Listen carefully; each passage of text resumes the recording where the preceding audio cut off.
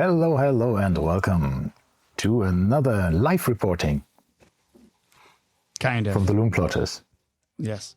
No, with our friend Bent, who is not anymore in Switzerland, right? You went back to Denmark? I just came home last night, yes. Oh my goodness, so he's very fresh. Yeah, I have it all in my mind yet, but still, yeah. So Bent is our roving reporter back from Geneva, from Watches and Wonders, and he will today give us an absolute inside look of the fair itself, of all of the things he's seen and liked and didn't like, and just an overall impression of how it was, because the trade show market has increased, right? The level has been risen with Dubai Watch Week and so many other shows that are available to watch geeks. And Watches and Wonders is one of these most established, right? Or maybe the biggest fair in the world for, if it comes to Swiss watches, for at least. So let's hear from you. There were Japanese watches. How did you like it? It was the first time you've been. Yeah, there was this time as well, yeah? Yeah, it was your first time. It was my first time, actually, yes. I've been thinking to do it a couple of times, and I went with a friend, which I'm also going biking with the next week, and so we brought the wives to Geneva and tried to hide our addiction to a city hop to Geneva and have some look at the Lake Geneva, go for nice dinners and stuff like that, and then the Watches and Wonders the day after. Saturday night, the wives went home, and we took a tour in all the shops Monday, but we didn't want to bring them for that. It's too embarrassing. No. So that's what we did. It was super nice, yeah. So before we go too far in, I think we should start with our wristwatch checks and an introduction. I think so. Ralph, you and I will do our wristwatch checks. Then Bent can introduce himself a little bit more and tell us a little bit about himself and tell us what he's wearing. Okay, Ralph, take it away. Okay, I'll start. I still am wearing my, here you can see it, my JLC Master Control Sector Dial. That's my latest edition. In the collection, I have this new strap. This is a matte navy blue alligator strap that I just received in the post a couple of minutes ago. Super nice. So, that's from our friends OptoWatch Co. here from the region, a Dubai-based strap manufacturer, and they do really nice straps. I have a nice lining. It's lovely. Really, but you feel it, right? You have to still break it in, which is of course always a challenge. Yeah, that's it from me. Well, I am still wearing my newest purchase as well, my A384 Shadow Revival, with now, I don't know how well you could see, a NATO strap that actually fits, which also arrived today. So I got this one off of eBay, but it is a 19 millimeter NATO, which the 20 millimeter was bugging me a little bit because it was overlapping, but this is of course. Yeah. And you're honeymooning that wife, huh? Yeah, I mean, this is now week 3 I've had this, and I've worn it every single day aside from 2. So it is a lovely watch. I'm very, very pleased with it. I was going to say something else, but I forgot. And I'm using the chronograph to time how long our podcast episode is today. So there you go. Already using the chronograph function. Oh, really? Yeah. Used it to time some ramen the other night. We have a timer running here on this. You timed some what? Ramen? Ramen, yeah. I was making noodles and I had Don't to time they just it. need 4 boiling minutes. water and that's it? So you timed some ramen. Yeah. I thought you timed how fast everything. you can eat them. No, you need the 36,000 vibrations per hour to really get into, make sure every one of those vibrations is taken advantage of. No, it's important. 1/10 of a second is important for these kind of measurements. Absolutely, I agree. When the Korean packet says 4 minutes, they mean 4 minutes exactly. So, all right, Bent. Now, why don't you tell us what you're wearing and then give us a little bit of introduction. You can tell the ladies and gentlemen how we met virtually and how you ended up on the podcast. Yeah, it's how can you ask? It's Tuesday, so of course I'm wearing my Speedmaster. What else could it be? Lovely. And behind you, there's an astronaut on the moon. Exactly, and you saw that. I love that history. It's a unique thing related to that watch, isn't it? So it's pretty fun. How did we meet? I think I started commenting on the podcast when there was some nice thing in the episodes, and you kind of asked for if anyone was going, if they had some comments, and then I quickly said, I'm going and I'm willing to share some updates. And you wrote back and said, how about being on the podcast? And I have accepted, of course. It would be fun. Never tried it before, so this is my first time. So far, isn't there something about everybody have 5 minutes of fame, and this is apparently mine? So yeah. Well, you never know, mate. You might start a podcast coming on, or just be a regular visitor or guest in our show. I think that's easier than starting one myself. It seems like a lot of work. Yeah. Yeah. It's okay. We're managing, but But I actually I started listening to Lume Plotters. I think it was 1.5 years ago, and I jumped in the middle, and then I said, okay, I better listen back. So I listened back from January 25, I think. And when those were done, I went all the way to the back and started from the back. And, in Spotify, you get these, what was your most listened music or anything? And then I came out, you have listened 6,807 minutes for the Lume Plotters. Quite embarrassing. Yeah, I remember this. Thank you. So you posted that, and thank you. You posted that one, and it tagged us in it, and then that's how we initially started chatting. So that was funny. So by the way, everyone else, the more you interact with us, you can end up on the podcast yourself. Oh, of course, yes, absolutely. So.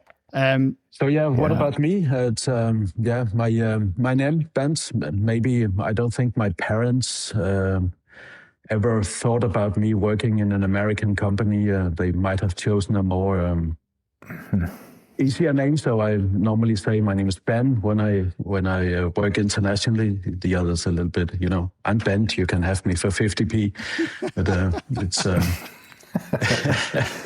He's a bent copper. Exactly. So Ben normally, but now it's too late. So I don't see myself as a watch collector. It's such a stupid thing that watch collecting. Who's collecting watches? It's when you are collecting, you're curating, and it's like I have 10 shirts in my closet. Am I a shirt collector? No, I just, exactly. You just need a little different watches for every day and for every occasion. So I'm a watch enthusiast, not a collector. Yeah. That's how I see myself. What's more to say? My taste is very simple. Maybe too simple. My wife says all my watches look the same. Mine too. I lean towards clean three-handers. Yeah. No date, no clutter. I am, if you've seen, what is it called? Top Gear. I'm Captain Boring, It's, no crazy watches for me. And I just like the plain watches. So they have tough competition here with Martin. Oh, yeah. You're a little bit the same. Captain Boring. Yeah. But and this is what I'm saying is my new watch is my most out there watch. And it's still all black. So that's my most extreme. Yeah, that's same for me. Yeah.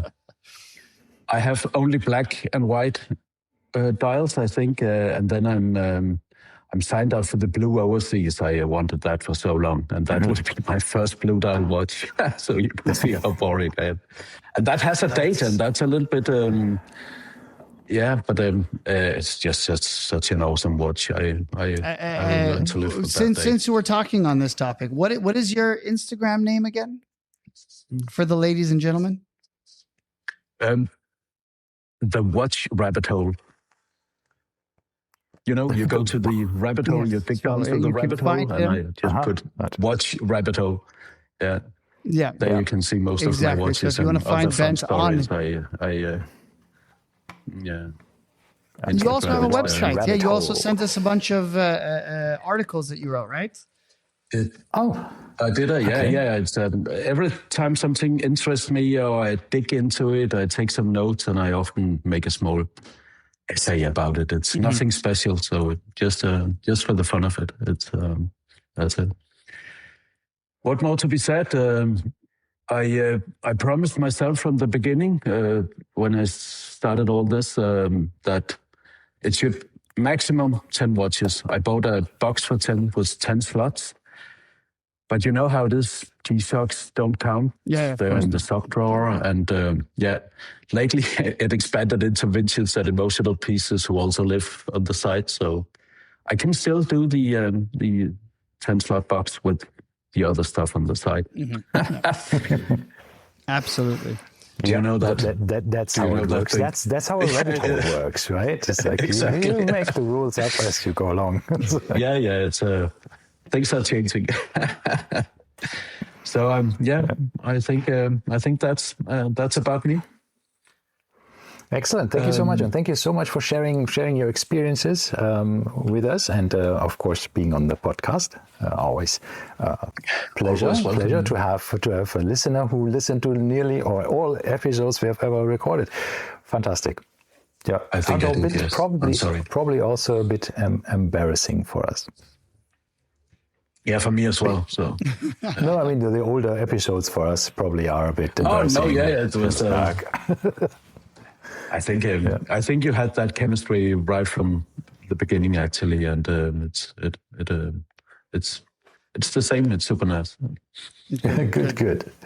Yeah. Okay, so when you arrived in Geneva, first of all, how's the situation for people who want to go with?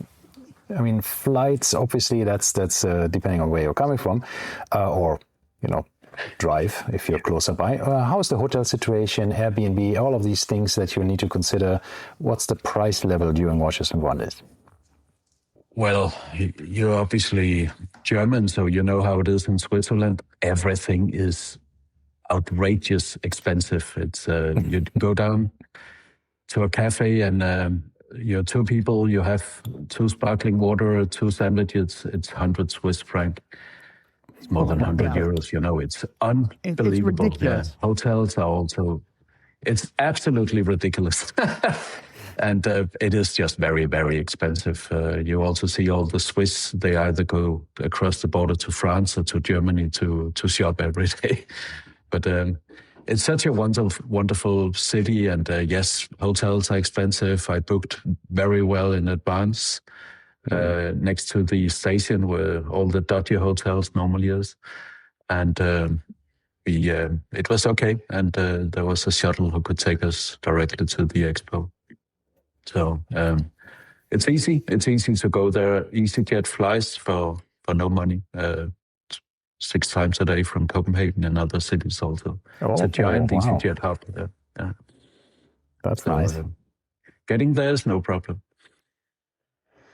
Staying for long is expensive. Okay. And the longer you stay, the higher the possibility that you come back with an extra watch in your suitcase, right? Well, it's. I don't think it's meant to go shopping there because all the watch shops are very accommodating and. But yeah, of course, it is possible, and the Swiss tax is low, so. It is a tad cheaper to buy a watch in Switzerland, but I promised myself only looking and then go home. But, so no watches this time. But I was tempted a few times. There was some nice new releases, but I guess we come to that, right? So they were readily available please. already, most of these new releases? There was, except for the Cartier, that roaster. I really like that, the Cartier roaster. Normally, I'm not a Cartier fanboy. It's a little bit too feminine for me. But that roaster that was absolutely awesome, especially the blue dial. And the day after, we went down to the big Cartier flagship boutique in 5 stories, and when we came early in the morning, there were 20 people at work waiting inside to take care of you and show you around. But the roaster is only released in the US. Isn't that weird? Is No, it? it's a Swiss brand. Why? Yeah, it is. So Is it really only in the US? I didn't hear but this. Not in Switzerland. That's what they told me. So, Like, is that a permanent thing? What do they know about it? I don't think so. No.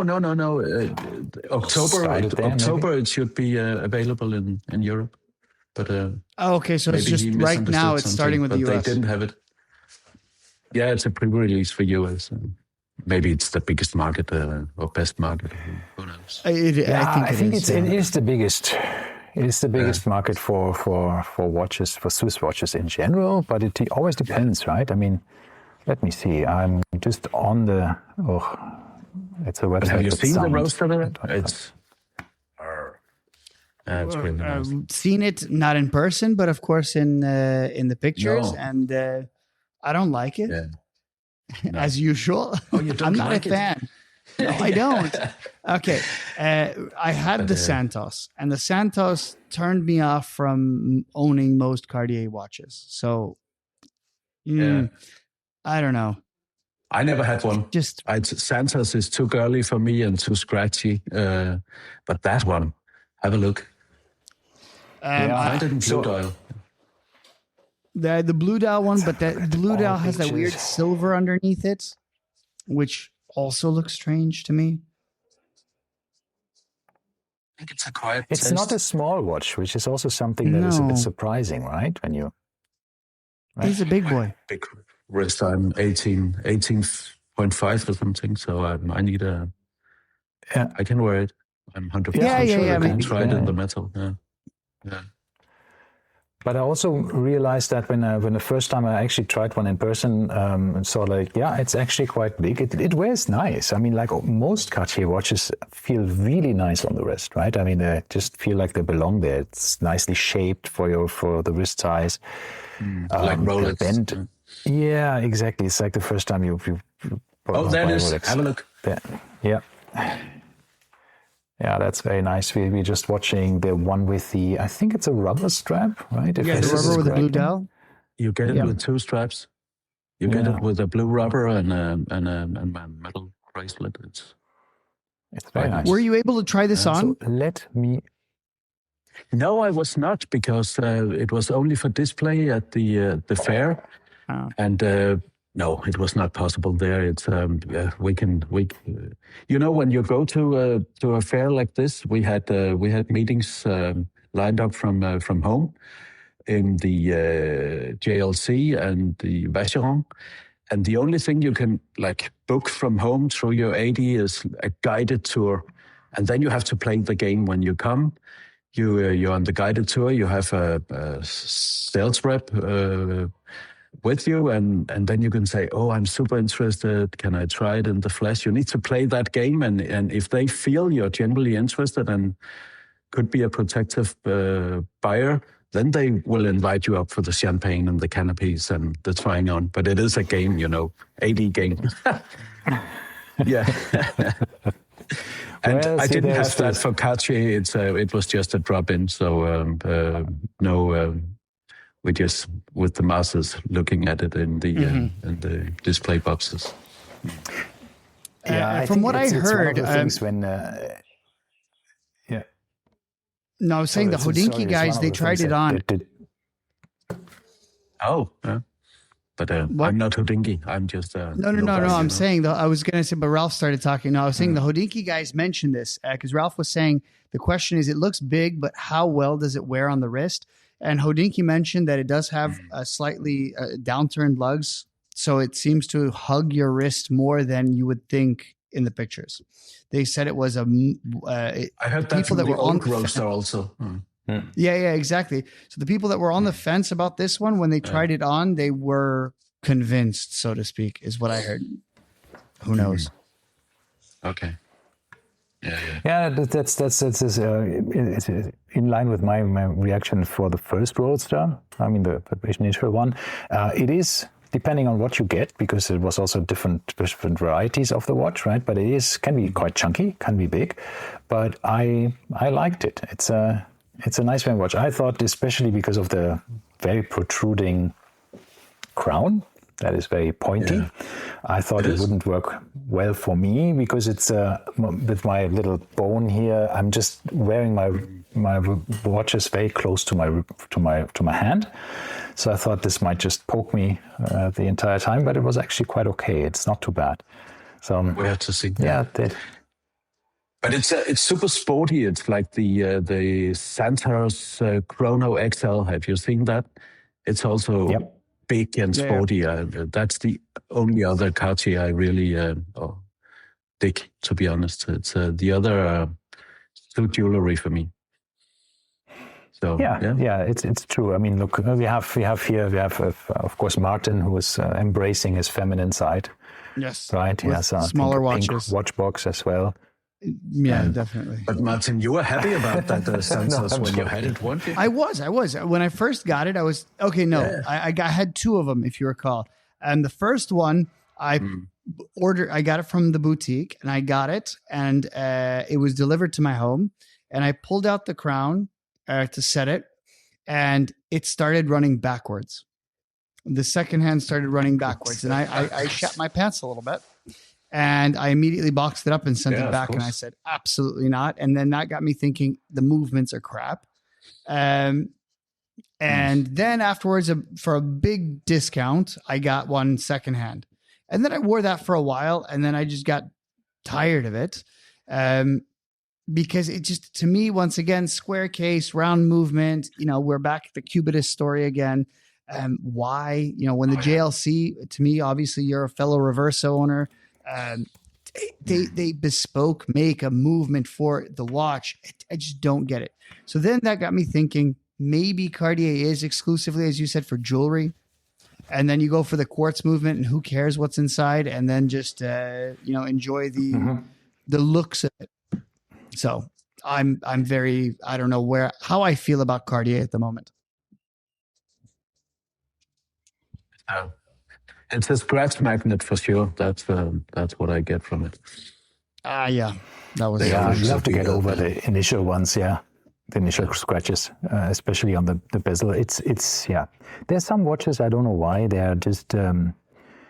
It's like the Zenith Chronomaster Sport, right? Which, especially the clasp, it's just scratches from you looking at it. They have a new clasp for that. Have you seen that? Well, that'll scratch as well. Yeah, exactly. But it's super nice. It is. So people have said it's better than the Rolex clasps. I tried it on. It's super nice. So we had a fantastic visit at the Senate booth. Such a small company, and that Chronomaster Sport, I always loved that. And I just been too.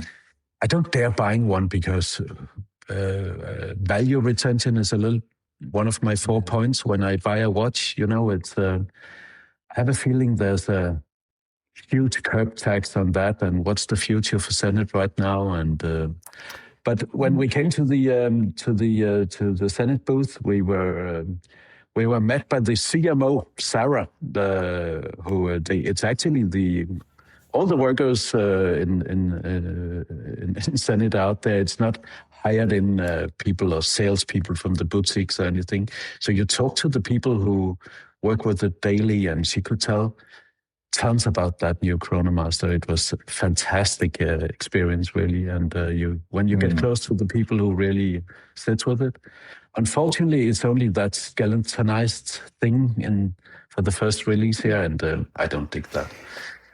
I think that's a challenge for me as well with Zenith. The only Zenith I had was the Zenith D521 Extreme with a solid dial. Yeah, but it's the D521, the Extreme, the one with a hundredth of a second. Oh, yeah. Okay, yeah. That one. With a Panda dial, so with a silver white dial with the black subdials. And I really like this watch with a black ceramic bezel. It was really nice. It's a bit big. It was 45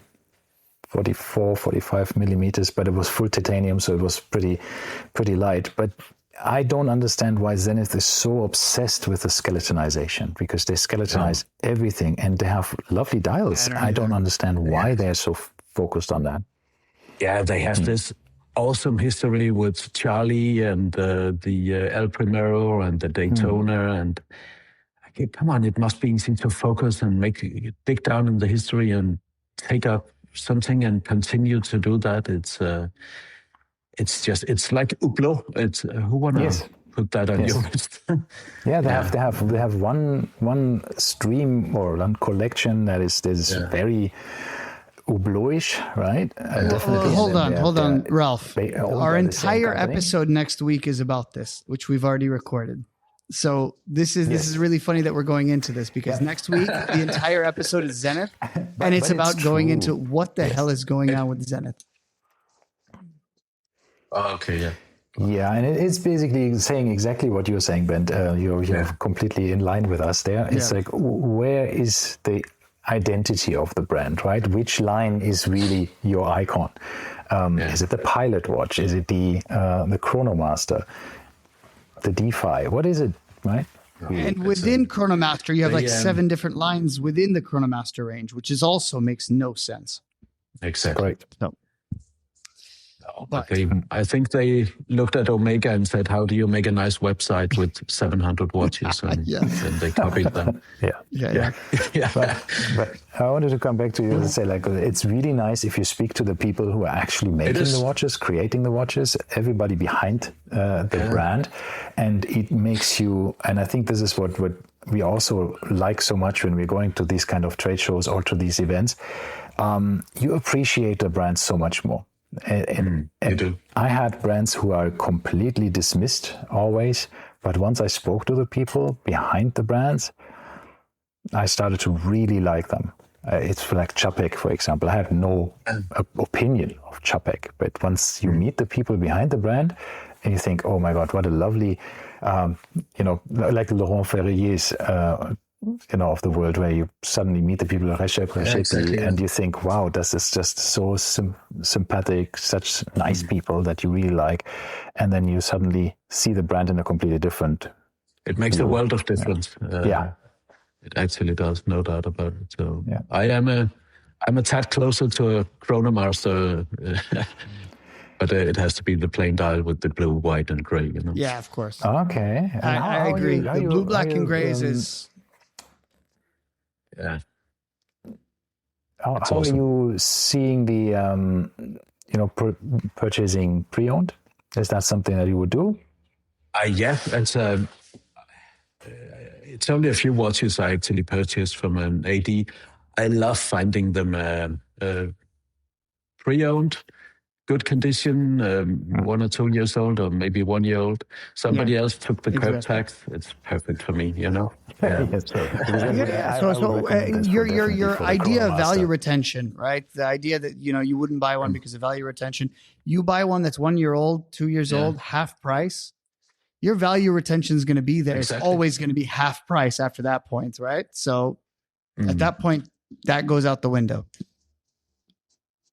Yeah, it does. Yeah. So it's only a few one, and I will buy the overseas from the AD. It's really also nice to have the relationship with the AD for some of those watches. They invited me to the booth for because I'm a customer. JLC, I bought the Reverso also at an AD. But value retention is one of. I have 4 things, when I look at the watch. I like clean, balanced style, no noise. You kind of got that. For instance, like a power reserve on the dial that kills me. Strong craftsmanship. You need to fall in love with the way it's made, and you can see there's love put into it. The value retention, I said that. And then it has to be legible. I want to be able to tell the time when I look at the watch without looking at from 3 sides and guesstimating it. Like at Daytona. Who can see what time it is on a Daytona? I never got that watch. So, but the Speedy, the one that you're wearing, the biggest. Yeah, there you can see what time it is. Yeah. The Speedy, I mean, it's impossible the to not be able to see.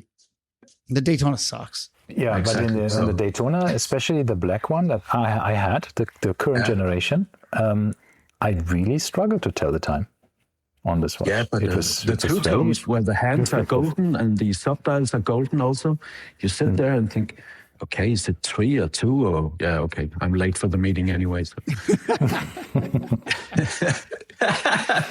Yeah. It's okay.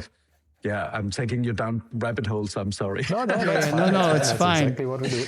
So let's talk about going back to the fair. So what else did you see? What did you like? Let's go through the top. What give us your top 3 winners, and then we'll talk about the bottom 3 losers. Yeah, how about I tell you how the morning started? When we came out there, I actually booked the guided tour. Everybody is up to book the guided tour. You can book it in French, or you can book it in English. And we went on that, and I had different expectations to that. But what it actually was, it took us to all the small brands, and that was quite good. Then there was an enthusiast like us who they hired in, and just to tell about it and go into the small booth, which you normally maybe are not so inclined to visit, and that was pretty cool. And what was great there, it's we came back the 2 German, Nomos and Sin. That was really cool. Also, I never been into Sin, but then I saw they made a new release of. I do some hunting here in the Nordics. Hunting is very it's a big sport. And they made a new one, the 308 Jagduhr, or 308 hunting watch. Yes. Yeah, that was pretty cool. It has a fun moon phase. It's not a moon phase, but the moon only appears when it's light enough to go hunting. I've never seen that complication before. That's freaking awesome. True. It's very nice. It's very nice. I'm going to look this one They up. had a hunting. You have to do.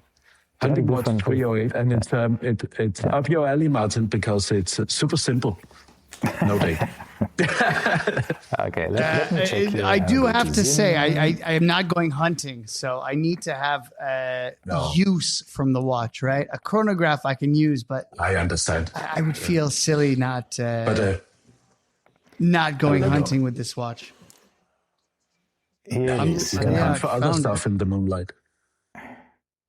Yeah, I'm sharing the screen. Oh, that is really cool. Oh, yeah, it's quite cool, isn't it? It is, and no date. Background. It's a no date, yeah. It's and it only has that moon phase. So it's not a moon phase. It only pops up when the moonlight is strong enough actually to go hunting. I've never seen this before. So how often is that? Interesting new complication. But I have no idea. That's the question. How often can you go hunting? The watch.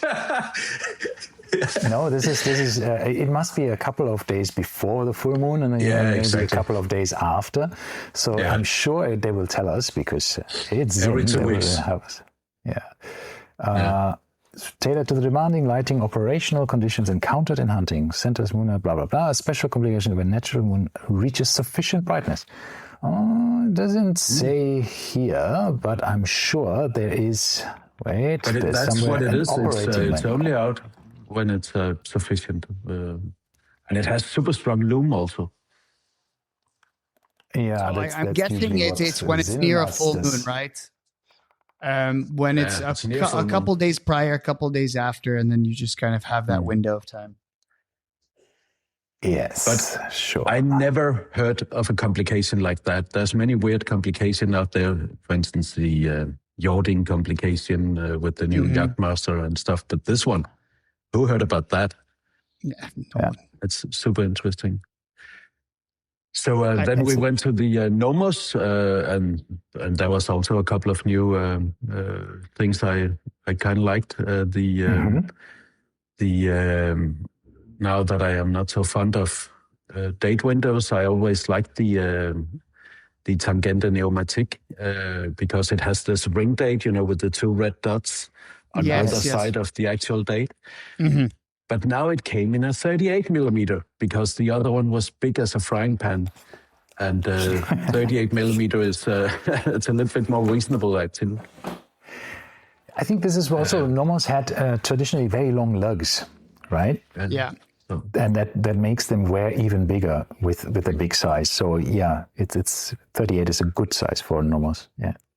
So for instance, the 40 millimeter Nomos in the past had a 50 millimeter lug to lug, which is nuts, right? So 50 millimeter. Pelagos has a 50 millimeter on 42 mil. Pelagos has a 50 millimeter lug to lug.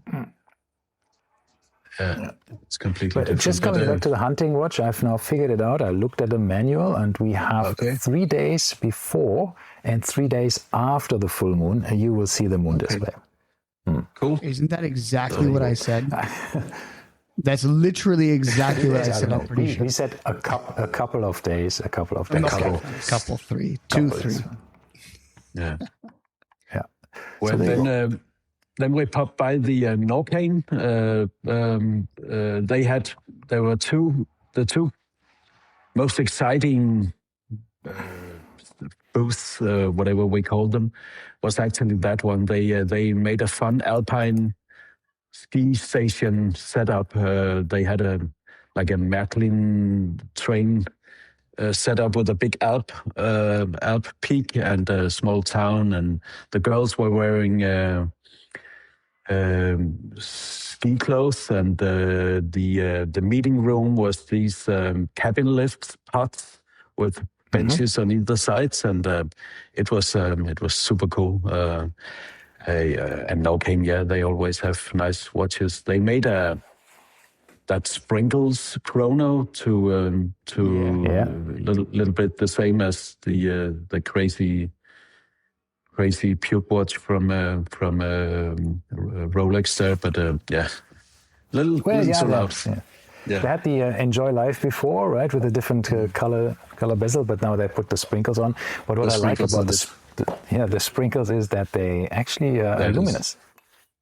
Oh yeah, I didn't see that. So that's a fun feature. They glow at night. Let me just show this. I don't know if you have a picture of that here. Oh, there. Yeah. Okay. Cool. So that's for the Lume plotters. Very important that you have lots of Lume plots on this. I understand. They don't do anything, but they're there. Nice. Yeah. That's always good. Exactly. Yeah. No, I think Norcane does a really, really good job of creating really nice watches. Did you try one on? Especially here, the white one. No, it was that guided tour, so you had 2 minutes each place. So that was it. And then we popped down to the pre-booked agreements we had from home, and one was with JLC. I will never try to say that in French, and the Vacheron. That was, or something like that. It's Gère le Comte. Gère le Comte, yeah.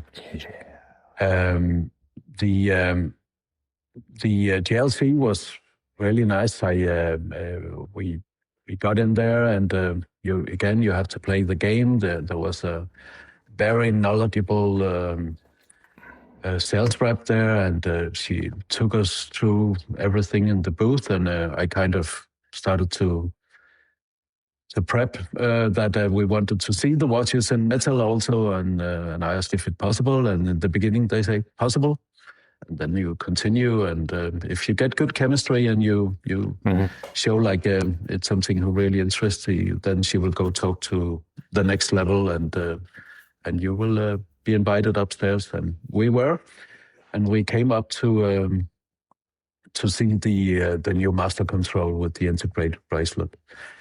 And I have to say, it's super nice. It's, they are the last watch company in the world to... Wait, let Ben finish. They're the last watch company in the world, that? Yeah, to have an integrated bracelet, isn't it? It's all the others kind of released it, but yeah. And I love the dials, and it's super thin, and it sits perfectly on the wrist, and those colors, the petroleum blue, it's really nice. The bracelet is underwhelming, I must say. It's not like all the other brands. No matter if you go AP or Patek or Vacheron or whatever, they have, like for Vacheron, it's half the Maltese cross in each of the links. Mm-hmm. There was nothing there. It was flat, and it didn't feel really nice, polished in the edges. It resembled the PRX, to be honest. It was underwhelming. It was nothing special.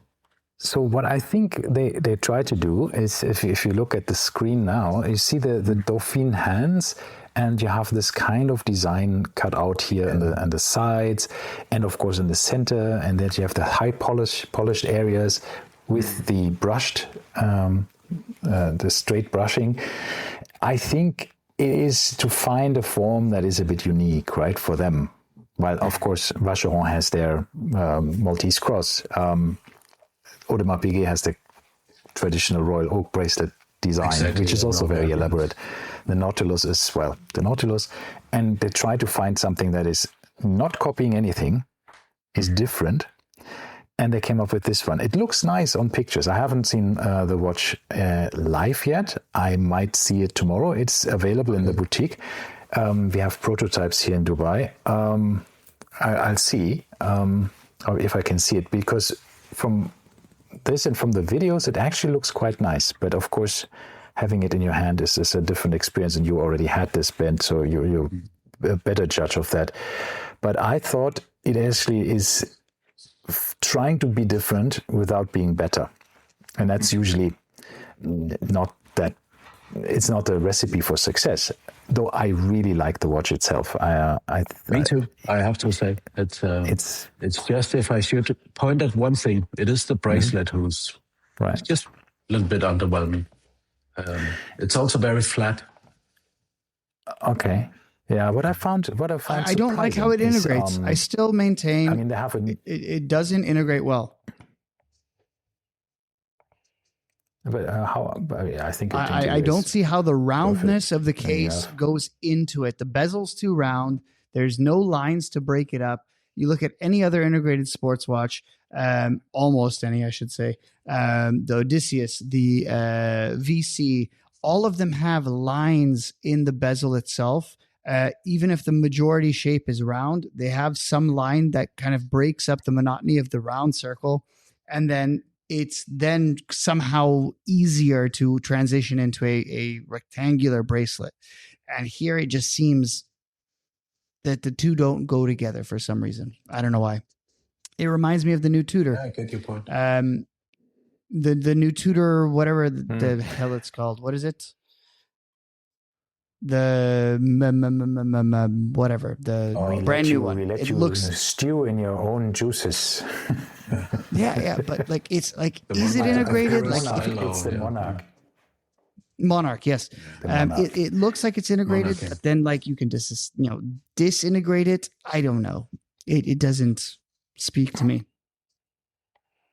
I think they have the same line here that goes from the case, seamlessly into the case, into the bracelet itself. They have the same motif here of how it docks as in the first link.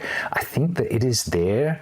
It's just that you feel like another break here, but I'm not so sure if that's really something that you would need. There's no quick extension for rubber straps or anything. There's only this fixed strap. Not easy to remove also. And but yeah, it's that. I love the dial, and super easy to set the pointer date. Also, just one pusher on the side, and still waterproof in some extent. To some extent, it's a nice watch, no doubt about it. It's absolutely on my top 3-5 from the watches and wonders, no doubt about it. But only one thing, that's the bracelet. I think one of the things that you just mentioned is there's no micro adjust and quick exchange system, which I think is just like when you have the overseas now since 2017 with a quick exchange system. That's nearly 10 years. Everybody should have that. I think every watch should have a quick release. But I have to say that the experience at JLC was fantastic. You know, first you came into that very nice sales rep. We came to next level there, and we were presented that. Our wives were flooded with reversals, with diamonds and emerald back cases and stuff. It could be a very, very expensive trip. They were really, really good they had a talk with us for 5 minutes, finding out what we like. And me and Christian got something to look at, and the wives got something else to look at. It was really good. And after that, I kind of, when we were done, I kind of mentioned, you know, I tried to, with my watch group in Denmark there, I tried to plan a visit to Cécile before, and I wrote their atelier, and I tried it through the 2 boutiques in Denmark, and they all like, no, you cannot come and visit us. It's you're nobody. And then I took it up with that sales rep, and she instantly called the EMEA VP who came to the meeting room, and she called the Netherlands Nordic country manager, and everything is about to be set up now. It was super nice and so helpful, and just want to make a nice experience for us. That's nice to hear, because I must say from my experience with JLC, I've never had a bad visit in any of their boutiques so far. Always super courteous, super helpful. Last time, even with a friend who had an appointment there at the time of when Jérôme Lambert was in the boutique as well, right? So we had even 20 minutes with the CEO of JLC. So, and he basically told us what we should expect from Watches and Wonders, and he said 2026 will be just absolutely breathtaking. The new novelties coming from JLC, and I think he was right. So. Yeah. What I wanted to mention here about this new watch, when we said there's a couple of new features, right? This APG, this high performance, whatever it's called there. This is or not high performance. It's a new system where they test the watch, and it's actually COSC certified as well. In addition to that super service, super condition tests that they do, they simulate the wear after it's being fully assembled, and then just do some regulations there. Yeah, it's replacing the 1,000 hours, I think. Okay. I'm not 100% sure, because it doesn't have the 1,000 hours stamp anymore, like my watch has. It is a bit of a different one, but it is also chronometer certified, which most of the watches are not from JLC, right? So there's a few little differences to the other ones, but I'm glad that you have this experience. Yeah, and I have to say, when you talk to JLC directly, it's always been fantastic. But in Denmark, we don't have a boutique; we only have resellers, and that is often a different experience. We all know that. That's true. Yeah. So, but I think we got it on track now. It was very, very nice, and they really, really did what they could to get us all happy. I love where they're going. I think it's everything I am seeing coming out of them. Like also the new, I think that was quite pretty silent. We haven't talked about it, Martin. There is a new Polaris that just quietly dropped out, which is a 40 millimeter Polaris. Because, this is CSS new. And I haven't seen that before. Somebody in our watch group here mentioned that to me. I was like, hey, there is a new 40 millimeter Polaris date, which didn't exist before. And that is pretty nice. And it even has a quick exchange strap on it. Right? Oh, nice. But 40 millimeters makes that also so much nicer, because 42 can be a bit big. Even if you have a good wrist, it can sometimes be a bit different. No doubt about that. Yeah. So what next? We went to Vacheron. Okay. And there we also booked the tour. And again, we were not met by a random sales guys from one of the shops somewhere. It was one of the user experience designer, and it was so cool. He was working on that. They have this watch with 600 complications to beat the Patek Grandmaster Chine. They released a couple of years ago with is it 32 complications or something. And he was a user experience designer on that. He worked an entire year on exactly what color that subdial should be and a little lever on the right side. And that was what he was doing in Vacheron. And it was so cool to see his take on many of the things, because it's way more interesting than the usual sales pitch. But we did the song and dance show, and we managed to get upstairs and try the watches on, and we tried all the cardinal points there. It is an amazing watch.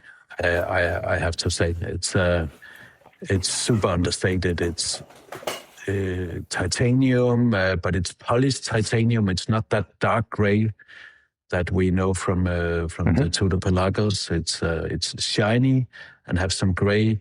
The bezel is not all these things who can easily be scratched.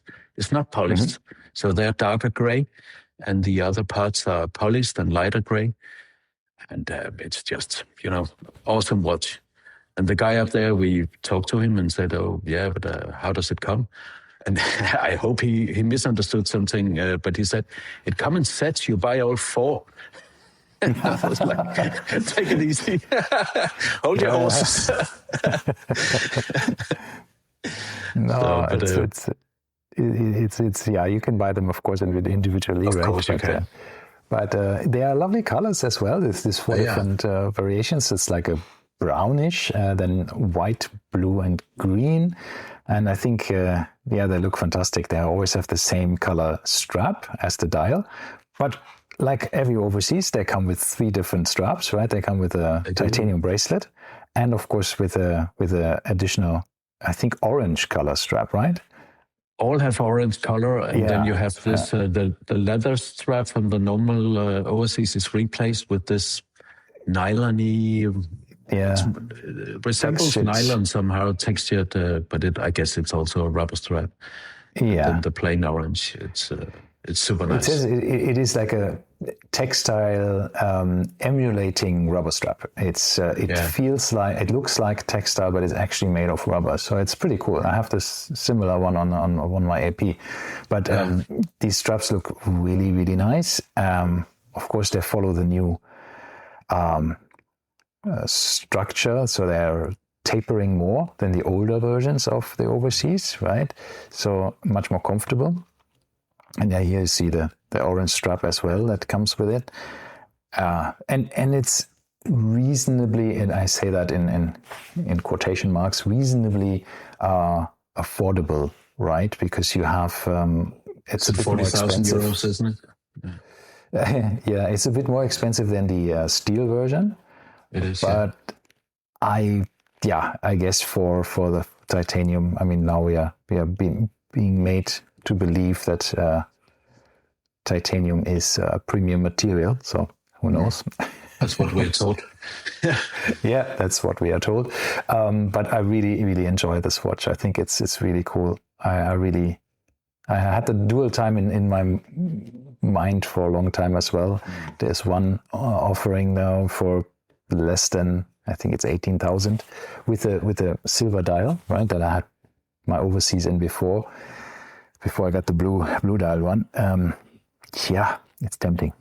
These are lovely watches. Lovely watches. Definitely is. It's that is my absolute winner from Grail watches. Who believes in Grail watches? Have you ever noticed that every time you have a Grail watch, it's so nice to wanting. As soon as you're having is not nice, then you want something new. it's unbelievable. So, Bent, how long does it take you to look for the next watch once you receive your previous Grail watch? It's too embarrassing to talk about. I think for me, I know what you're saying, because for me, it's sometimes you ordered it, you know it's coming, and you're already looking for the next one, and you think, I haven't even received the previous one. I shouldn't be looking at watches. Yeah, but I have the hope for that. The overseas,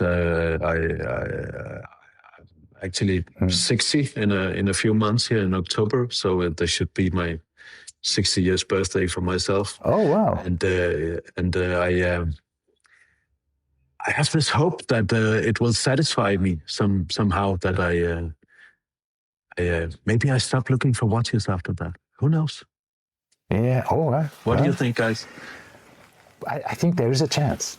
You have to take it. Let's see. If it will happen, we will see. But I doubt it.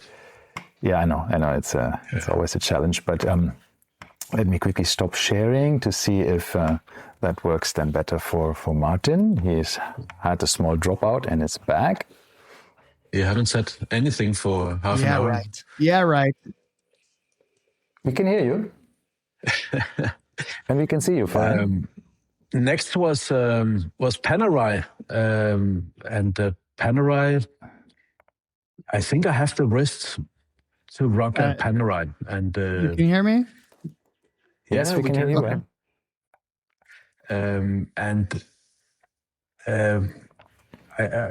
I have a difficult relationship with Panerai. It's somehow I like how they look, but they also the value retention is shitty, to say it.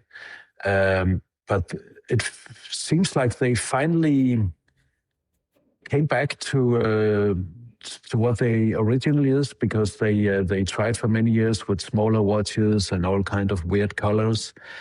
But this year they only released 44 and it's at 47, and they have some super nice watches this year. And they both together with Norcane, it's super cool. You walk in, all the walls are made from tanks, water tanks, so it looks like you're under the water. And they put up a lot of old machinery from diving and stuff. It's fantastic to be there.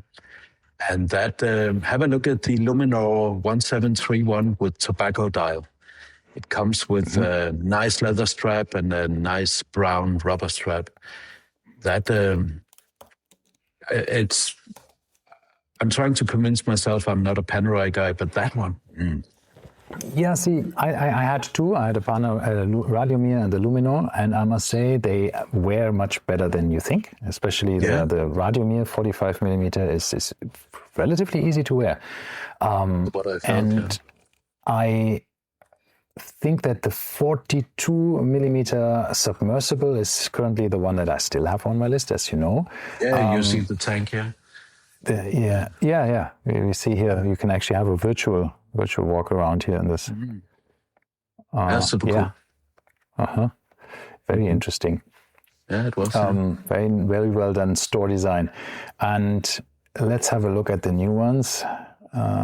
Yeah, I think you're right when you say that they have just embraced that they are making big watches and just didn't show any of the Duos and the small ones, the Quarantas and all of this smaller versions, and have just said like, well, here it is, 45 and 47, whatever. Yeah. And also, try to look up 1731. It's that is the brown one there. Yeah. It was the brown one with the with the brushed. used one here. Yeah, it comes base. with.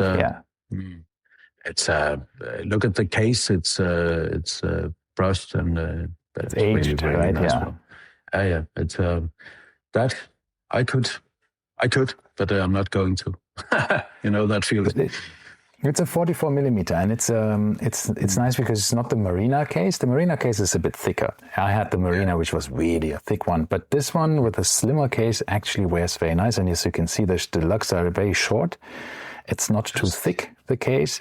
It's really wearing super comfortable. And this is like the first time I put a Panerai on my wrist. I had the same experience as with Rolex.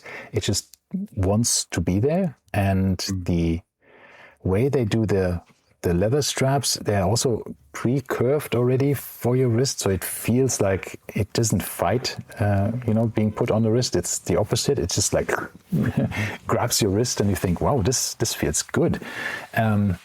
It's very nice experience. I like this as well. I like the rugged look of this one. It's really cool with the small seconds, nothing else. I just feel they're coming back to the roots somehow. It's nice to see, and they also need to do something to be relevant and survive going forward, I think. Okay. And for the listeners, this is a case that has PVD. For instance, the Duets, I hated them. It was the fact that they made a 30-meter dive watch is just ridiculous. So I'm glad to see that they are just doubling down on what they should be doing. So here for the listeners here, this is what we are looking at, or what is the favorite from Bent, is the Lumino 8 Journey PAM 1733. It's a 44 millimeter steel case that has a PVD layer applied on it, and then it's being hand removed or partially removed by hand brushing. So it looks like it's a watch that has seen already a couple of lifetimes. Right? It's really cool. It does an aged metal look, and it really looks lovely. Yeah. It's very toolish. Yeah, it is. And it fulfills all of your simplicity and clean looks. Exactly. Yeah. These watches, you can read the time from across the room, right? I mean, that is legible. Yeah, that is. If anything is legible, that's the one. Yeah. Yes. So what's next? Then there was the Cartier. We talked about that with the Roadster and the Zenith. We also came into that, and then Grand Seiko was next after that, and very nice. In the shop, I saw the only one I seen before, because my biggest thing here was to go take a selfie with Brett Pierce, but there's nobody here. All the guys from podcast or YouTube or anything, they left screaming before all the normal people comes. So the first 5 days is for the professionals, right? But the Grand Seiko shop was the main guy in there was Joe Kirk. You know him from all the Teddy Balthazar's videos. It was pretty cool. I talked a little bit to him. He'd just go on. Saracho, Spring Drive, Nature of Time. But you know how it is. Did you try the new diver? 40 millimeter? I tried the two new divers there, the UFA Spring Drivers, and they are awesome. The only drawback for me is the power reserve on the front, but awesome watches. If you want to have a Starbucks, why not go for that? It's beautiful. It's fantastic technology, and it wears nice, and they have a nice bracelet also, and nowadays with micro adjustment and stuff, it's they're getting there. I like Grand Seiko, so Grand Seiko. Yeah, I still have one, right? So you don't left. You don't like the power reserve? It's I have it. I have a SPGY 009 where it's on the back. I love the power reserve. I just don't like it on the front. I'm with you there. Yeah. I think it's on the front, especially because it's always off center, and it's always with this weird angle that they're showing that looks just like it's just put there without thought. or Exactly. it just feels It a bit looks like a off. scar. So, I mean, you live with it, right? But I think also a power reserve on the back is totally fine. I mean, especially here for the dive watch, where everything is so clean, legible, there is no date. I mean, I'll just move it to the back. But on this case, of course, you have a closed case back. So I guess you have decided to just still put it on the front. Which what about with the dive GLC? watch. The new GLC has it. Yeah, but that's more. It has the same nature as the pointer date, right? Correct. It's Exactly. balanced. Bicompact. Sides. Yeah, exactly. Bicompact. It's here it sits off center and kind of alone down there. But it's no date. You got to find one thing. But this is and the dial is not as green as it's shown here. The bezel is very green, but when you see it in reality, the dial is much darker green than you expect, so it's almost black in most lighting conditions. It looks like a Starbucks, just a little bit nicer, maybe. I think that a lot of people are missing that this watch is actually titanium, right? And when you make the comparison in price to the normal sub, this is not. It is a watch that is made on titanium, so you should actually more compare it price-wise to the Yachtmaster 42 in titanium, and then you would be price-wise, better off with the Grand Seiko. But I can see people see dive watch and then say, okay, like a sub. I really like this one. That's the first one. I always wanted to have a Grand Seiko dive watch, but they always had some weird design decisions. Either the hands were weird or the cases were really big. This looks like it's finally reached a way of where I would like it. Because I love Grand Seiko. I'm also into the vintage, but there's one thing about Grand Seiko. There's always one thing they fuck up. I don't know why. Yeah. I agree. It can be 99% perfect, but there's always one thing you get irritated about. But this is close, I gotta say, and it's really, really nice. So, I like it too. I probably also would see if you can get it after a while with a maybe a discount or maybe pre-owned, right, for some better prices. But I think this watch is definitely at some stage coming in my collection because I really think it's beautiful. Yeah, but how many Grand Seiko divers have you ever seen in the wild? Exactly, not many. I've None. seen them in Zero. boutiques, I've never seen a single one been. Correct. no, they're fine. Which is great. Then you have something unique. Yeah, but then you're not going to find one secondhand if nobody bought it to begin with. No, but they are available on Chrono 24 or other places. But you are right; it's not. Wait, how many watches do they make per year? I think it's 30,000. Something like that, or in this range. So it's a small manufacturer, right? I mean, it's not a lot. And they have a trillion different releases, and nobody can keep count of what it is. It's unbelievable. We always make fun of their nature comparisons of what inspired them to create the dials. You know, the shadow of a bamboo being cast in a full moon during a snowfall on the mountain. Also ranting about that. It's pretty funny. It's like you push a button and he starts talking. Yeah. Joe Kirk is amazing. I mean, his voice and the way of how he's talking is very engaging, and it's it's so polished, and you really can listen to him for hours. I think I like it. I like him a lot. Typical American sales guys. He's fantastic. Yeah, He's good at what he does, for sure. Absolutely. All respect for that. No doubt about it. Yeah. Then Now, we skipped the Tudor booth at all. It's I really didn't think there was anything to queue up for an hour to go look at. It's nothing big news. It's the 54 has some updated movements and all that. It's pretty cool. And but I skipped it. the 54 just has a new updated color. Nothing changed. Yeah. The movement's still the same. movement The also, 58. Oh, No, 58, no, yeah, that's no. The That 58 stayed the got same. the new movement and the new 50 case. only in that one colorway. The red one already had meta, so technically it's nothing new for the 58 either. No, the 58 However, got the I new did hear case something. from the Burgundy, Martin. It got Yeah, the new yeah, case exactly. So they and just the new moved the straps movement. and the new movement and the new crown and all of the stuff that Exactly. the Burgundy had. Yeah. I did hear something interesting about the new ceramic bracelet on the ceramic. So Tudor owns a part of Kinesi. Who else owns a part of Kinesi? Chanel. And have you seen this bracelet before?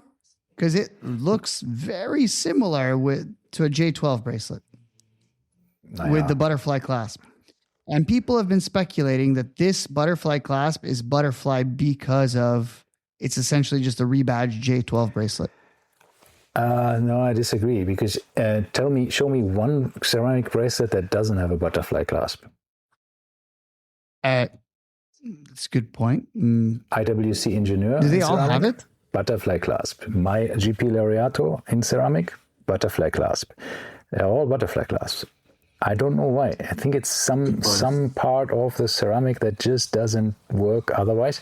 And the underside for the GP Laureato is in titanium, right? I mean the butterfly mechanism. Some I think might have that in ceramic too, but I'm not so sure about it. But I wondered the same thing. Why is there always butterfly, right? But it seems that. I mean, look, my wife's J12, as you said, is of course also ceramic, and it's high polished. In this case, it's different. But yeah, it looks like they're all butterfly. Nothing much. I'm trying to prove you wrong on this one. I don't know if there is or isn't a non-butterfly clasp on a ceramic. I don't know one. I don't even know that many ceramic I just don't know if there is any. But I think was there a Speedmaster in full ceramic with a bracelet? Ceramic bracelet Speedmaster. That's. I don't think so. They were all on straps, right? I think so. There's lots of ceramic cases, yes. But but they don't make a ceramic bracelet. Does Omega entirely not make one? I don't know. I think they do. But I'm not sure which one it would be. I don't think so. I don't think any of their watches have been full ceramic. Anyway, okay. Maybe you're right. Maybe. So, Ben, I can't see now. There's no Omegas. You did not find it important to see the new line, the new collection, the Monarch collection? You can see from outside. Many of them have the display, the news outside in glass windows, and I walked past and looked at it. But it was also available in all the shops already when we came there. So it's not exactly the first day on Watches and Wonders we came. So no, I didn't want to queue up to get a. It look like the JLC. Ignore the dial color.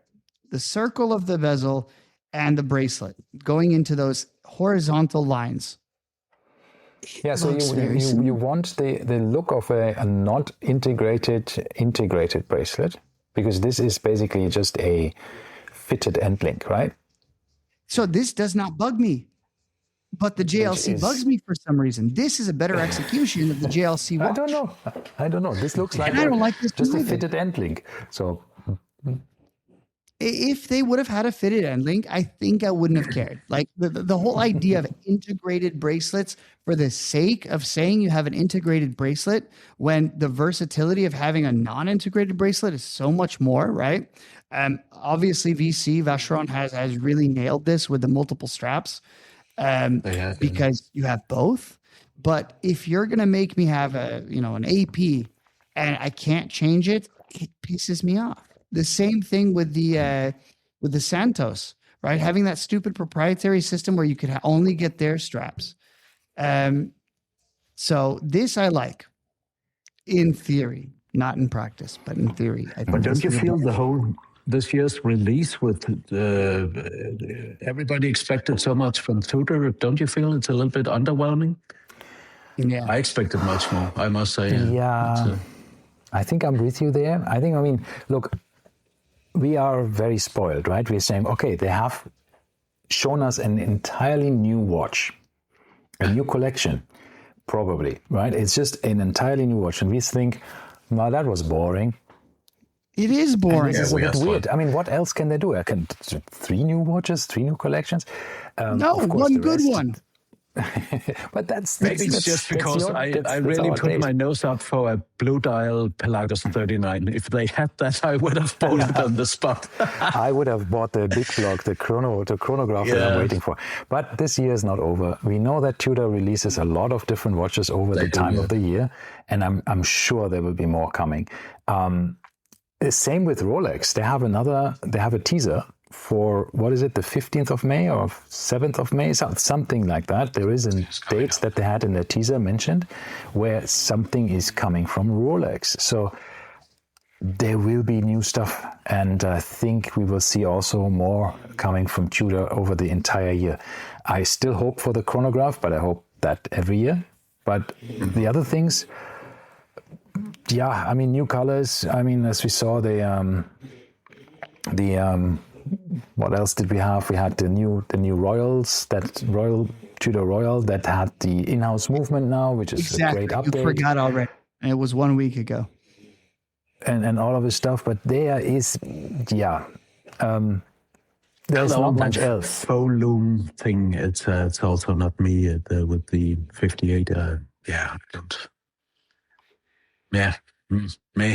I don't know why.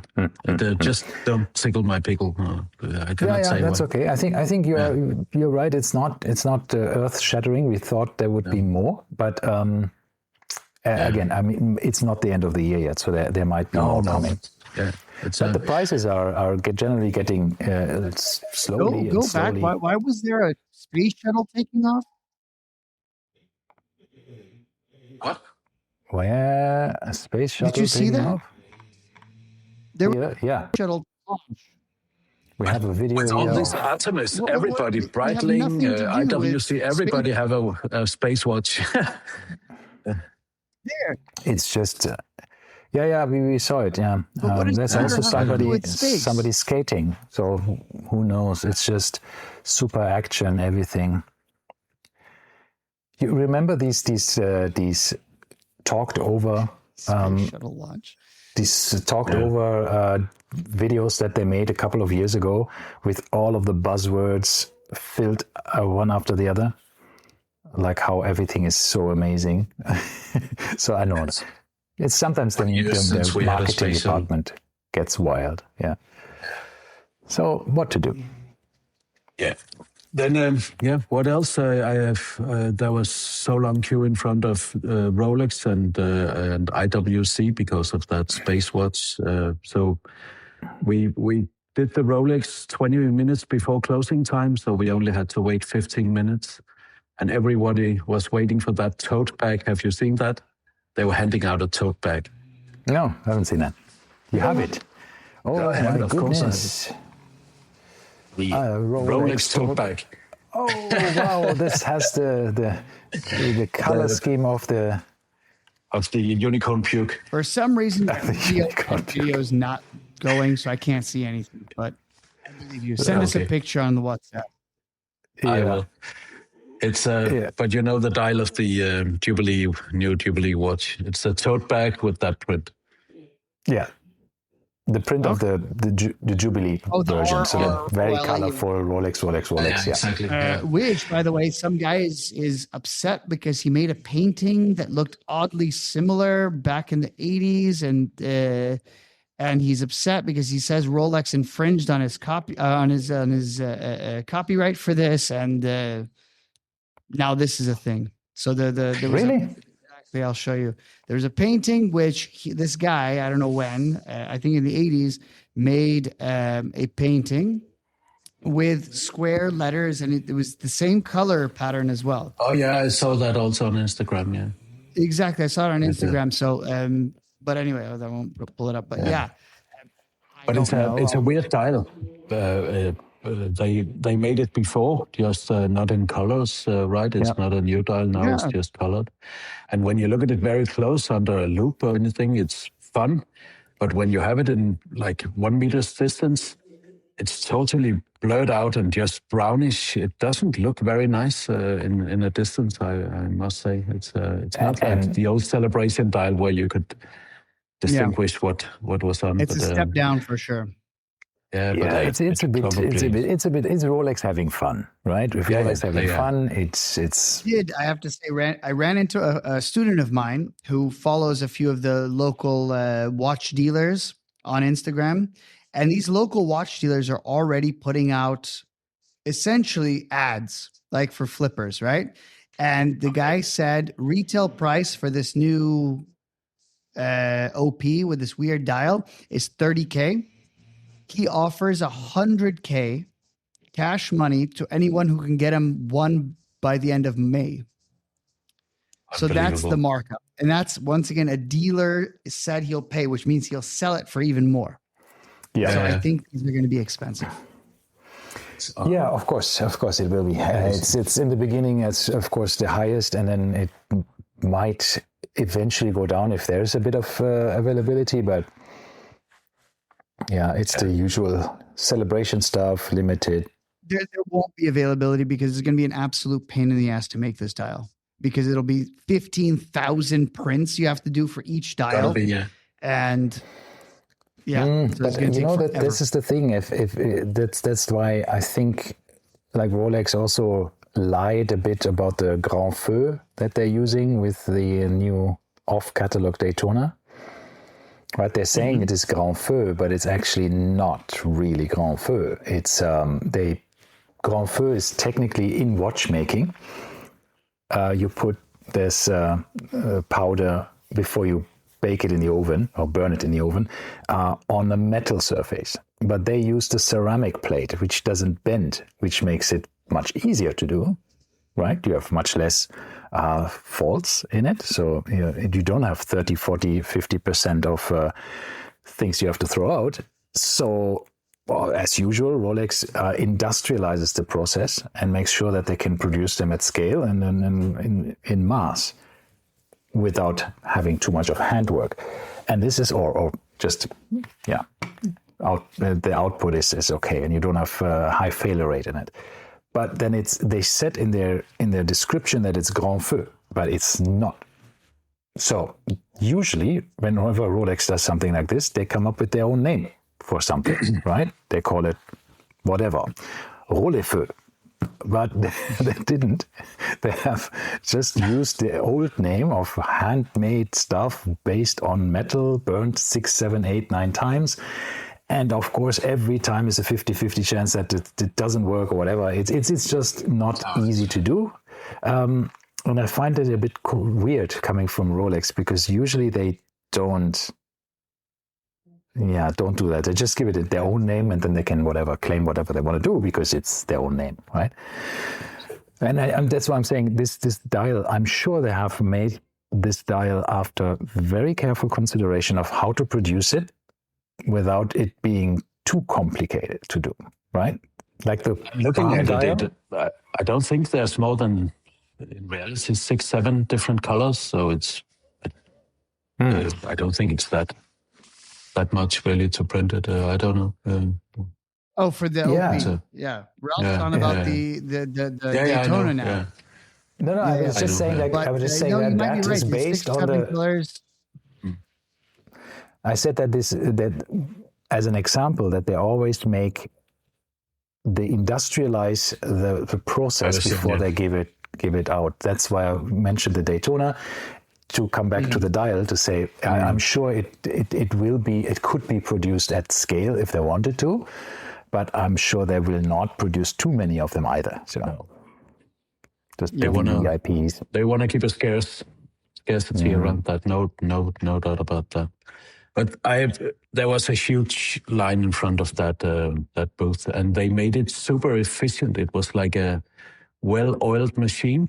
in all the other manufacturers you come into, there's a lot of salespeople want to talk. Here, they just kept away. There was just some security guards, nobody to talk to, and you were led along the reception where all got their tote bag and the new catalog, and then along one long display box with all the novelties, and then out.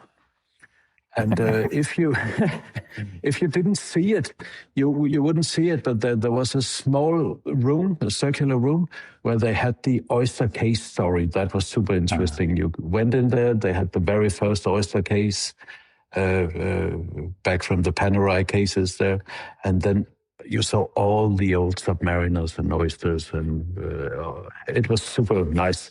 But 9 out of 10 just walked past it because they wanted the tote bag, they want to see the new releases, and went out. There was nobody to talk to, nothing to see beside that unless you really looked it up.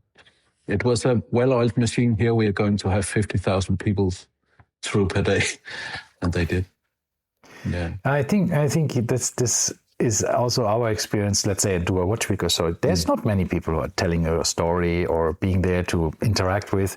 Rolex doesn't want to have you see the people behind it necessarily, right? Because they don't want to have anything that detracts from the brand itself, right? Don't Even hang CEO around. does not give many interviews, or he did a panel discussion on Do a Watch Week, but other than that, he's basically also not in the press, doesn't give interviews. Yeah. It's all just the brand itself and nothing else. Yeah. But that was more or less the last one. And then we tried to get into IWC, but they were closed. And that was a pity because I wanted to see their perpetual calendar, the new one where you can actually move the date backwards and stuff. But we went down to the day after. We sent the wives home and went on that shopping tour, and we got to IWC, and I saw it there. Nice perpetual calendar, and then this ridiculous G-Shock Moon watch there. Yeah, from IWC. It's have you heard the story? When I came in there, she started to say, "Oh, but this is a very special case. You have to understand when you put on this space gear and your big gloves, and you have to wind your watch. It's not possible even with an onion crown. So you have to wind the bezel in order to do it. It's a made-up story for that. So and then there's the tiniest date window in history. Have you seen that?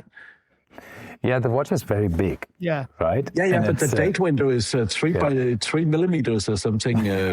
I doubt if you're on a spacewalk and you forgot how many days you've been up there and you want to check the date, you can even see it. It's no, and who was it? I think it was Andrew Morgan. Andrew Morgan, is that his name? Yeah.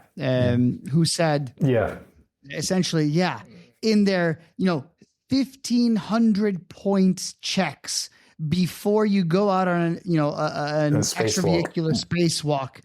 I'm sure one of them is wind your watch, right? Exactly. So you're not doing it out there while you're floating around. So with your big glove. Oh, the screwdriver. Yeah. Just wait a second. I need to send my GMT to the different time zone while I'm on my spacewalk, and that's why I need that. Yeah. But then of course you have to also change the strap to put it on your space suit because the original strap will not fit.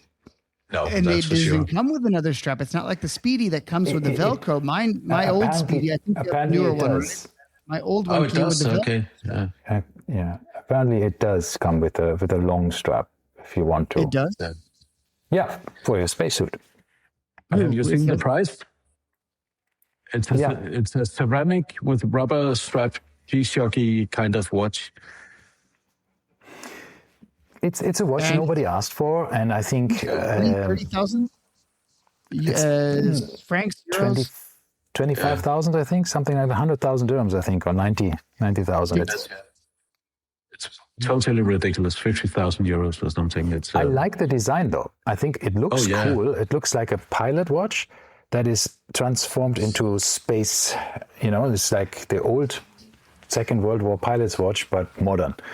are very legible, very nice. But then it's 16.7 millimeters or something. It's super tall. It's 47 millimeters wide. Find a photo of it and look at the date window. That's the most irritating for me. It's so small. Was it you that sent the picture? I think you sent the picture. Yeah, I think so. Yeah, we will see. Looking at that the other day as well, it's ridiculous. Yeah. The tiny date window, I see it.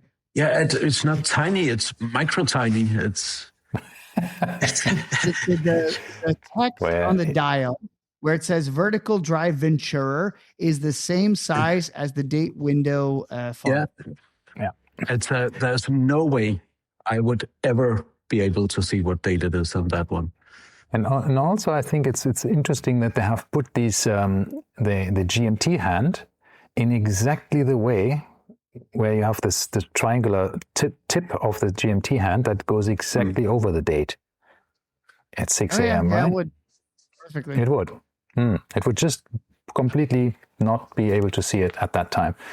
Interesting choices they have made, right? Another fun story, when we came into the flagship boutique in Geneva, I said as the first one, can I try it on? Can I mingle with it? You can try it on, you cannot mingle.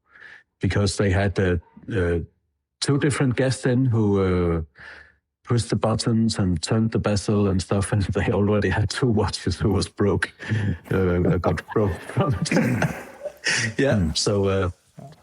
maybe it sounds good. It is something with you need to be in certain positions and stuff to do it, and if you you need to read the manual, I think, before you start playing. So there is a danger zone in this setting, even though it does. This is when you think like a Sky Dweller or something where you just it just works. You cannot break the movement no matter what you do.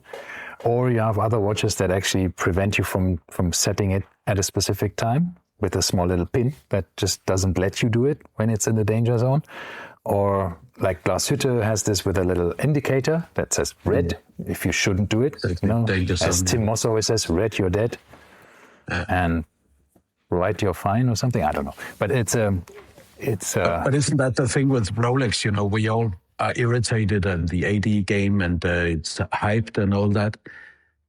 When you put it on, it's just a nice watch and it doesn't break. And there's something about it. You can be so irritated about it, but you just can't get around it. Everybody loves a Rolex when it's on a wrist.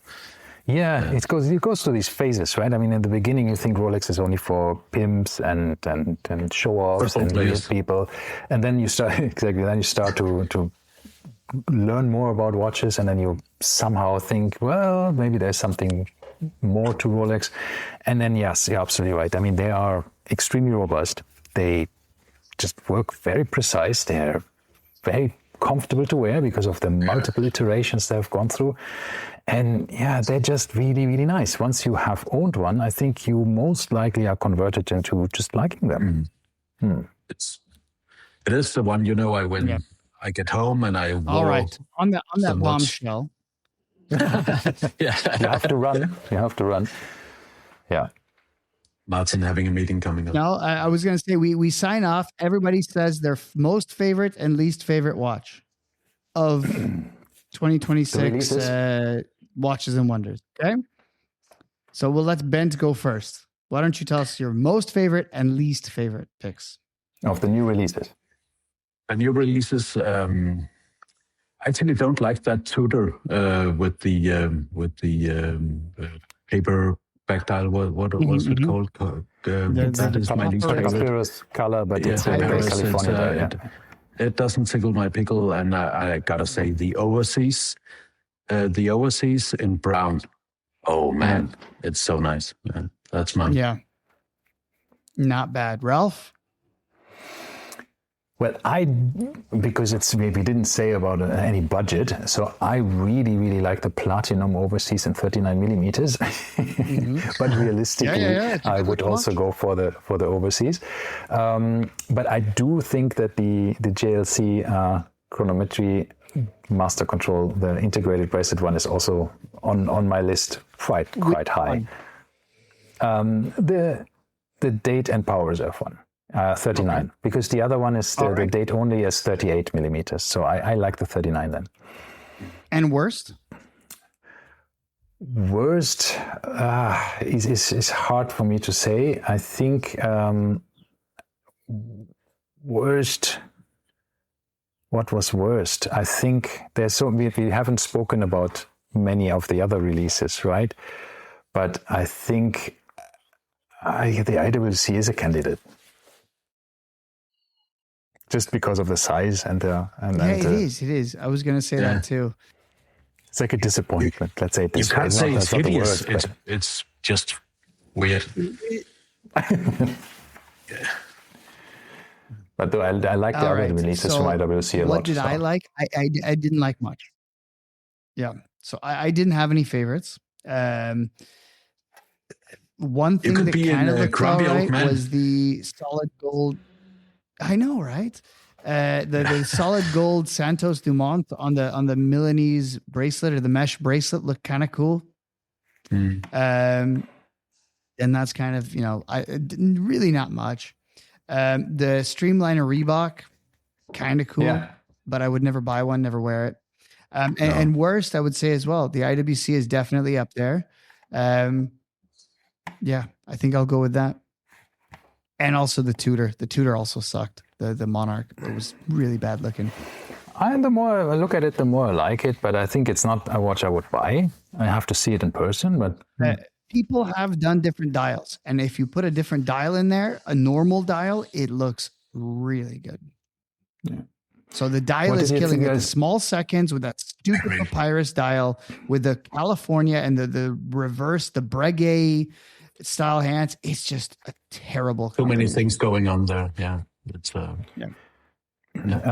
just a question before everybody goes. Just Universal Genève wasn't on Watches and Wonders slightly before, but I'm seeing the watches on Thursday with George Kern here in the Mandarin Oriental, Jumeirah Beach. So that would be a nice event on a Thursday evening. What do you think about Universal Genève's release? Yay or nay? Martin? I always wanted... Oh, sorry. No, Ben, go first. First, please. Go ahead. I always wanted one of those. I'm not too much into vintage, I must say, and I'm scared about it. And I looked into a few, and it was obvious to see it was Franken watch with painted dials and stuff. So I think it's cool, and it also has a Scandinavian heritage. This SAS, Scandinavian Airlines. They cooperated with them, and there was a lot of them floating around in Scandinavia here. And we actually have a guy, a British guy called Adam, who lives here in Denmark. Is a tutor at DTU. He is the world's most famous, knowledgeable guy around this, and has been in the advisor board with George Kern for Breitling to make all this new stuff. And I talked to him a few times in some watch meetups, and I'm super excited about it. I think it's super cool. And there was a pop-up on the island in Geneva, but I missed it. You should have pre-registered and stuff, so I couldn't get in to see it. But yeah, so I'm looking forward to see it. I'm quite excited about it. Me too. I think it looks really lovely, the Polaroid. It's expensive, like anything else. Yeah. For what it is. Yeah. And people are saying it's not really even a micro rotor movement because it's literally like 3/4 of the case back. So at what point does it stop being a micro rotor? No, I mean, look, my Glashütte is through 2/3. Arlang & Söhne does 2/3 micro rotors. It still saves you height. Right? Maybe it's a medium rotor. Yeah, exactly. It's mini, not micro. It's a mini rotor. Exactly. So Martin, all right. And I see on the left of our screen here, Bent, you have a nice little bicycle sitting there. Do you want to tell the ladies and gentlemen what you're doing next week? I am together with Christian, who joined me for the Watches and Wonders. We're going to the Morocco Titan, which is a mountain bike race for 6 days. 6,000 meters elevation and 600 kilometers.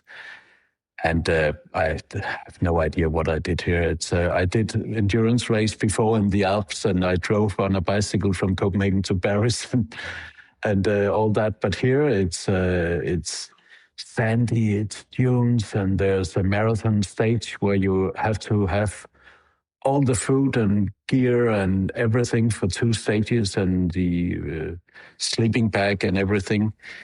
It's I hope I'm not on thin ice here. So it's, okay. So the most important question: which watch are you going to wear? Yeah, I will wear my G-Shock for sure. It's okay. It's gonna be the Royal Casio Oak thing here. All right. Yeah, that I think that's a good. It's a good thing for that. So it's my bike watch. Wishing you all the best. Take care. Yeah. So if you don't hear any comments after next Friday, you know I'm stuck in a sand dune. Spent his head somewhere in Morocco, right? So yeah. Guys, it was a pleasure to being with you. I hope you were happy with my stupid contribution and very bad humor and all that. So yeah. No, just perfect. Like, couldn't have been better. Thank you so much for spending the time with us. You're welcome. All right. Bye-bye. Thank you and bye-bye.